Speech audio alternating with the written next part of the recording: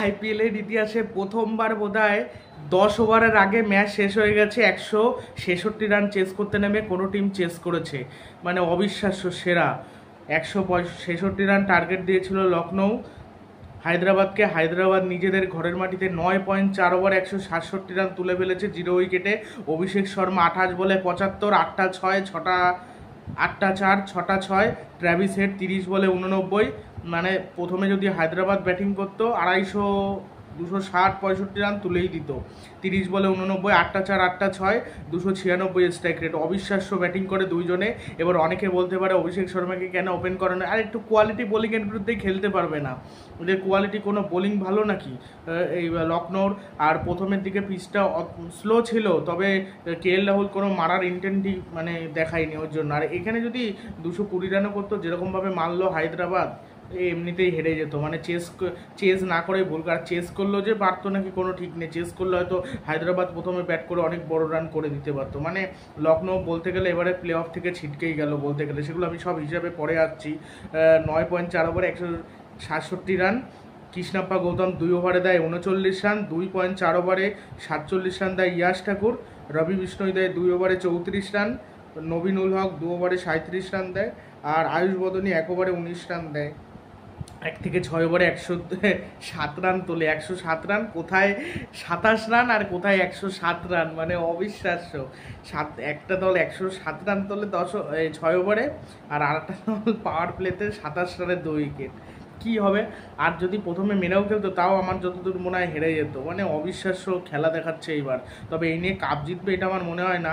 Partnership হয়েছে 58 বলে 167 রানের, 107 রান তুলেছে 6 ওভারে পাওয়ার প্লেতে। অবিশ্বাস্য, আগে এরকম হতোই না। 10 উইকেটে জিতে যায় হায়দ্রাবাদ। হায়দ্রাবাদ জেতার চেষ্টা করে কেন? নেট রান রেট বাড়িয়ে নেওয়ার জন্য, বাড়িয়ে নেয়ও। আর পয়েন্টস টেবিলের কথা যদি আমি বলি, পয়েন্টস টেবিলের এখন যা অবস্থা, 3-এ চলে এসেছে হায়দ্রাবাদ। প্লে অফে যাবেই একেবারে, প্রায় 70%-এর উপরে ক্লিয়ার যে যাবে।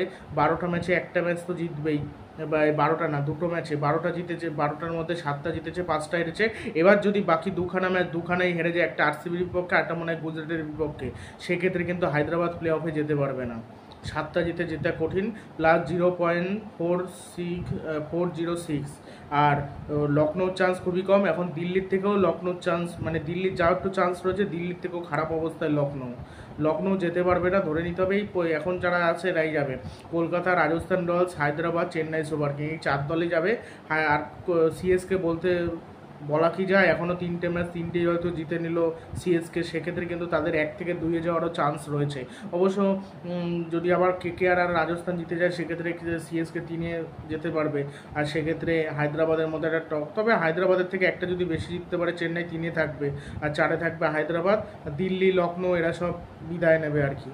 কিছু যা বলার নেই, মানে যা মার খেলো ইয়াশ ঠাকুর, রবি বিষ্ণই হোক, যে আসছে সেই মার খেয়ে যাচ্ছে। অবিশ্বাস্য একটি ম্যাচ দেখতে পেলাম, দারুণ ম্যাচ হলো। তবে এরকম ম্যাচ দেখে পোষায় না, মানে এত মারকুটে ম্যাচ দেখে। ওর থেকে একটু রুদ্ধশ্বাস, টান উত্তেজনাপূর্ণ ম্যাচ না হলে ভালো লাগে না। মানে লখনৌ জেতার চেষ্টাই করেনি। আমি গতকালকে বলেছিলাম, যখন ভিডিওটা করি কালকের ম্যাচের পর, তখন বলেছিলাম কালকে ম্যাচ যে রয়েছে সেটা একেবারে সেরা ম্যাচ। মানে লখনৌ আর হায়দ্রাবাদ, দুই দলের মধ্যে একদম রুদ্ধশ্বাস ম্যাচ হবে। রুদ্ধশ্বাস হলোই না। এই লখনৌ বোধহয় প্রথম হায়দ্রাবাদের কাছে হারলো। হায়দ্রাবাদ কখনোই লখনৌকে হারাতে পারেনি, এই প্রথমবার হারালো। হায়দ্রাবাদের মতো স্লো পিচেও প্রথমে ব্যাট করে 165 রান তোলে লখনৌ সুপার জায়ান্টস 4 উইকেটে। অনেকে ভেবেছিল যে 165 রান তুলতে পারবে না, আমিও ভাবতে পারিনি, কিন্তু 165 রান তুলে দিয়েছিল। তার কারণ পুরান আর আয়ুষ বদনী অনবদ্য পার্টনারশিপ করেছিল এর জন্য। আর প্যাট কামিন্স আর টি নাটুরাজান এদের দিন আজকে ছিল না, এই জন্য প্রচণ্ড আজকে মার খেয়েছে। আজকে ভুবনেশ্বর কুমারের দিন ছিল, 4 ওভারে মাত্র 12 রান দিয়ে 2 উইকেট নিয়েছে।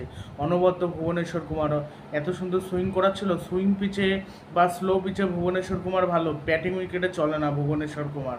আর আরও বেশি রান হতে পারত। কেএল রাহুল পাওয়ার প্লেতে ব্যাটিং করতে আসে, কোনো মারার কোনো ইন্টেন্ট নেই, কীরকম জানো, ডি কোকনায় মেরে আউট হয়েছে, ঠিক আছে, কে তুমি স্লো খেলো, কিন্তু তাই বলে কোনো একটা 4 মারার কোনো ক্যাপাসিটি থাকবে না। ঋতুরাজও স্লো খেলে, কিন্তু ঋতুরাজ তাও 4টার গ্যাপ শটে খেলার চেষ্টা করবে। কেএল রাহুল গ্যাপ শটে খেলারই চেষ্টা করেনি। কেএল রাহুল শুধু প্যাট কামিন্সের বলে মারতে যাচ্ছিল, প্যাট কামিন্সের বলে আউট হয়েছে। 33 বলে 29 রান, 87 স্ট্রাইক রেটে ব্যাট করেছে কেএল রাহুল, 1টা 4, 1টা 6। আর টি নাটরাজন ক্যাচ ধরেছে এবং কামিন্সের বলে আউট হয়েছে। কেএল রাহুল যখন প্রথমে টি20তে এসেছিল তখন কিন্তু ভালোই মেরে ব্যাট করতো, তখন ভালো লাগতো, আর এখন আর ভালোই লাগে না। এর জন্যই টি20 ওয়ার্ল্ড কাপে তাকে নেওয়া হয়নি। মানে এরপর আর এই পারফরমেন্সের পর অনেকে বলবে না যে কেন কেএল রাহুলকে নেওয়া হলো না, ঠিকই করেছে, না নিয়েছে, না নিয়ে ঠিকই করেছে। মানে কোনো মারার ইন্টেন্ট নেই, জঘন্য লাগছিল কেএলের ব্যাটিং দেখতে। পুরো ম্যাচটা দেখলাম, প্রথম 6 ওভার যে কী ঘুম পাচ্ছিল আমার টেস্ট খেলা দেখে। স্টোইনিস 5 বলে 3 রান, ভুবনেশ্বর কুমার আউট করেছে, আর কুণাল পান্ডে 21 বলে 24 রান, দুখানা ছক্কা মেরেছে জয়দেব উনাদকারের বলে, আর রান আউট করেছে কামিন্স, একটা অসাধারণ রান আউট করেছে কামিন্স। 114 স্ট্রাইক রেটে ব্যাটিং করেছে কুণাল পান্ডিয়া, আর নিকোলাস পুরান 26 বলে 48 রান, 6টা 4 একটা 6, 184 স্ট্রাইক রেটে ব্যাটিং করেছে। আর আয়ুষ বদনী 30 বলে 55 রান, 9টা 4, 183 স্ট্রাইক রেটে ব্যাটিং করেছে আয়ুষ বদনী। এই পিচে তুমি 6 মারতে পারবে না, তুমি 4 মারো। সে কেএল রাহুল নিজে স্লো পিচে ব্যাটিং করে এসছে, তারপরে এই স্লো পিচে কী করে বড় শট মারতে গিয়ে আউট হয় আমি নিজেই জানি না। গ্যাপ শটে তুমি ব্যবহার করো, যেখানে পাওয়ার প্লেতে সুবিধা নাই, তোমরা সুবিধা নাও। লখনৌ এবারে পাওয়ার প্লেতে একেবারে রান তুলতে পারেনি, সব থেকে কম রান তুলেছে গুজরাট, তারপরেই রয়েছে লখনৌ। মানে খুবই বাজে, মানে ঘুম পেয়ে যায় এদের ব্যাটিং দেখলে। চেন্নাই তাও মোটামুটি রান তুলেছে, কিন্তু এরা একেবারে রান তুলতে পারেনি। আর পুরানার আয়ুষ বদনী এদের জন্য 165 রান হয়েছে, বিশেষ করে আয়ুষ বদনী আজকে অসাধারণ খেলেছে। এর আগে একটা ম্যাচও লখনৌর পিচে খুব ভালো খেলেছিল, 165 রানে, সেটা মানে 166 রানে পৌঁছে দিয়েছিল সম্ভবত, তবে 50+ রান করেছিল, মানে অনবদ্য খেলেছিল আয়ুষ বদনী এত সুন্দর শটগুলো মারে, ল্যাপ শট মারে, সুইপ শট মারে, ফাস্ট বোলারের বিরুদ্ধে, টি নাটরাজনের বিরুদ্ধে সুইপ শট খেলছে অনবদ্য। নিকোলাস পুরানো ভালো ব্যাটিং করেছে, 4 রান এক্সট্রা দিয়েছে। সানরাইজার্স হায়দ্রাবাদের বোলাররা, সানরাইজার্স হায়দ্রাবাদের ভুবনেশ্বর কুমার 4 ওভারে 12 রান দিয়ে 2 উইকেট নিয়েছে। প্যাট কামিন্স 4 ওভারে 47 রান খেয়েছে, 1 উইকেট নিয়েছে। প্যাট কামিন্স প্রথম দিকে খুব ভালো বল করছিল, এখন আর চলছে না। আর যখন লখনৌ প্রথমের দিকে ব্যাট করছিল তখন পিচটা বেশি কঠিন ছিল ব্যাট করা, পরের দিকে একটু একটু সহজ হয়ে যায়। শাহবাজ আহমেদ 2 ওভারে 9 রান, কোনো উইকেট পায় না। আর বিজয়কান্ত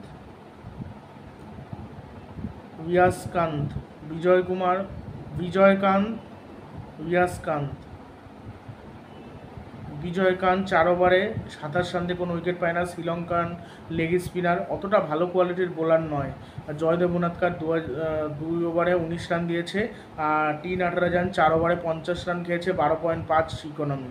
সব থেকে বেশি মার খেয়েছে প্যাট কামিন্স আর টি নাটরাজন, দুজনেই মার খেয়েছে।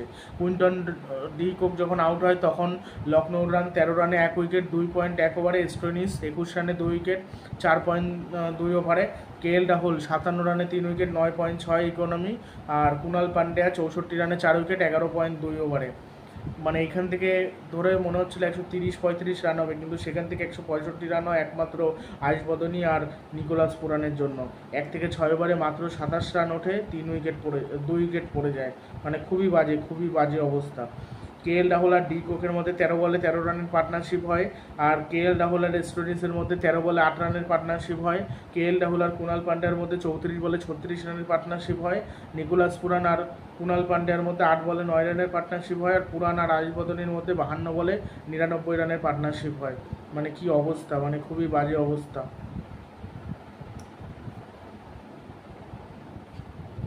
আয়ুষ বদনী এর আগেও খেলেছে, চাপের মুহূর্তে ভালো খেলেছিল আগের বছর, কিন্তু সেইভাবে তাকে সুযোগ দেওয়া হয় না। সুযোগ যদি দেওয়া হয় সে হয়তো ভালো করবে। মানে আর একসময় মনে হচ্ছিল অল আউট না হয়ে যায়, যেরকমভাবে উইকেট পড়ছিল। ডি কোক আউট হয়ে গেল, কেএল রাহুল আউট হয়ে গেল, স্টোইনিস আউট হয়ে গেল, টপ অর্ডারে 3 জন সেরা প্লেয়ার আউট। তারপরে আর আশা করা যায় যে এত রান করতে পারবে, কিন্তু তারপরে তাও করেছে, ভালোই কামব্যাক করেছে লখনৌ সুপার জায়ান্টস বলতে হবে। আর হায়দ্রাবাদ ইচ্ছা করে পিচটা স্লো করে দিয়েছে আজকের ম্যাচটা জেতার জন্য। আর কালকে ম্যাচ রয়েছে পাঞ্জাব কিংস আর আরসিবির মধ্যে ম্যাচ, সেটা নিয়ে কাল সকালে ভিডিও দেওয়ার চেষ্টা করব। মানে কে জিততে পারে, কার পাল্লা ভারী, কে দুই দলের প্লেইং 11 কেমন হবে, সেগুলো সব বিস্তারিত কিন্তু কালকে দেওয়ার চেষ্টা করব।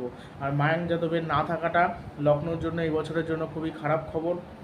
লখনৌ সুপার জায়ান্টসের হয়ে মায়াঙ্ক যাদব খেলতে পারবে না। মায়াঙ্ক যাদব ভালো প্লেয়ার হবে কি করে, সে যদি বারবার চোট পেয়ে যায়। অনেক প্লেয়ার রয়েছে যারা চোটের জন্য ছিটকে যায়, আবার চোটের জন্য ছিটকে যায়, আবার চোটের জন্য খেলতে পারে না, আস্তে আস্তে কিন্তু একদম দল থেকেও ছিটকে যায়, আর বাদ পড়ে যায়। তার কারণ বারবার যদি এরকম চোট পায় তাহলে তো সমস্যা। এই হলো মূল বিষয়, আর কিছুই না। তবে আশা করছি ভালো করবে, ভালো খেলবে, দেখা যাক কি হয়। লখনৌ আজকে দেখে ঘুম পাচ্ছিল কিছুটা, তবে নিকোলাস পুরান আর আয়ুষ বদনি আনাড়ি টানাড়ি খেলেনি, পুরো সলিড ব্যাটিংটা খেলেছে। আজকের পিছিয়ে যদি 40 বলে 50 রান করতো KL রাহুল, আমি বলতাম ভালো, কিন্তু মারার কোনো ইন্টেন্টই নেই, এত স্লো ব্যাটিং করছিল। KL রাহুলের খেলা সত্যি কথা বলতে T20-তে এখন আর বর্তমানে ভাল লাগে না, ঠিক শিখর ধাওয়ানের মতো এত স্লো আর চলে না। ওর জন্যই টিম থেকে বাদ পড়েছে, আর T20-তে তাকে আর ব্যাক করানো হবে না। শ্রেয়াস আয়ার যেরকম স্লো খেলে ওই সেরকম অনেকটা, মানে এখন লাগবে সূর্যকুমার। বিরাট কোহলিও স্লো খেলে, বাট এত স্লো খেলে না। এই KL রাহুলের মতো এই পিছিয়ে থাকলে বিরাট কোহলি মিনিমাম 40 বলে 50 রান করতে পারতো, 35-36 বলে সে রান নিয়ে নিয়ে খেলতো, শট খেলতো, আর বড় শট ওই জন্য কোহলি মারে না। 4 মারো, তুমি 6 মার, যেখানে তোমার বড় শট মারতে গেলে আউট হয়ে যাচ্ছে, তুমি 4গুলো মারো, 4 মেরে মেরে খেলো যেরকম ঋতুরাজ গাইকোয়াড় খেলে। মানে এগুলো সবই মানে ঠিকঠাক কাজ করে না KL রাহুল। এবং KL রাহুল রান করে ঠিকই, ওই নিজের জন্যই, বলতে গেলে রানটাই হয় নিজের জন্য, আর কাজও হয় না কিছু। মানে যখন একটা দল ব্যাটিং করলো দেখে মনে হচ্ছিল কি পুরো ব্যাটিং পিচ, আর একটা মনে হলো পুরো বোলিং পিচ। মানে হায়দ্রাবাদ না, লখনৌ রানটা তুলতে পারেনি বলে ম্যাচটা হারলো। মানে প্রথম থেকে এত বাজে ব্যাটিং করেছে, এত বাজে ব্যাটিং মানা যায় না। আর মানে ইন্টেন্টই একদম স্লো খেলার, মানে এতই ভুল করেছে। আর আমি মনে করি KL রাহুলের জায়গায় যদি ডি কোক থাকতো ওরকম স্লো খেলতো না। ডি কোক আর KL রাহুলকে একটা ভালো শুরু করতে হতো, একটা ভালো রান টার্গেট দিতে হতো। ভালো রান টার্গেট দিলে, বড় রান করলে সেক্ষেত্রে এত মেরে খেলতে গিয়ে আউট হয়ে যেতে পারতো। আর ট্রেভিস হেড এরকম ভয়ানক রয়েছে, কে বলতে পারে T20 ওয়ার্ল্ড কাপে হয়তো নাও ভালো খেলতে পারে, আবার এরকম কাঁপিয়েও দিতে পারে, বলা যায় না। কাঁপিয়ে দিতে পারবে না। ওয়ার্নার আর ট্রেভিস হেডের ব্যাটিংয়ের মধ্যে আকাশ পাতাল তফাৎ, কোথায় কোয়ালিটি ব্যাটিং আর কোথায় ওই একটু স্লো পিচ হোক, একটু ধীমা পিচ হোক, এমনি খেলতে পারবে না ট্রেভিস হেড। ওই যে খেলতে পারছিল না, যে একটা 43 বলে 58 রান করেছিল, একটা আছে না স্লো ঘুমানো ইনিংস খেলেছিল, একেবারে ব্যাটে কানেক্টই করতে পারছিল না। আর প্রথম দিকে একটু পিচটা আমার মনে হয় একটু কঠিন ছিল খেলা, পরে আরও সহজ হয়ে গেছে। তবে আরও ভালো ব্যাটিং করতে পারতো লখনৌ। সে যাই হোক, লখনৌর কাছে এখনও যে সুযোগ নেই তা না, ওই অন্য টিমের হারতে হবে এবং দুটো জিততে হবে, সেটা বড় ব্যবধানে জিততে হবে, তাহলে যদি আশা করা যায়। তবে লখনৌ এবার যেতে পারবে না। আগের 2 বছর গৌতম গম্ভীর ছিল তাদের মেন্টর হিসেবে, তারা প্লে অফে গেছিলো, এবার তারা যেতে পারবে না। এবার মেন্টর রয়েছে কলকাতার কত সুন্দর খেলছে। মূল কথা, বারবার প্লেয়ার চেঞ্জ করাটা, বোলিং কম্বিনেশনই ঠিক নেই লখনৌর। কি যুধবীর সিং, ইয়াশ ঠাকুর, এরা চলে না, কোয়ালিটি নেই। আর এমন কোনো বোলার খেলাতে হবে যে হর্ষিত রানা, বৈভব আরোরা বা যারা ভালো বল করে, 3 অর্ডারে যান, এরকম বোলার তুলে নিয়ে আসতে হবে।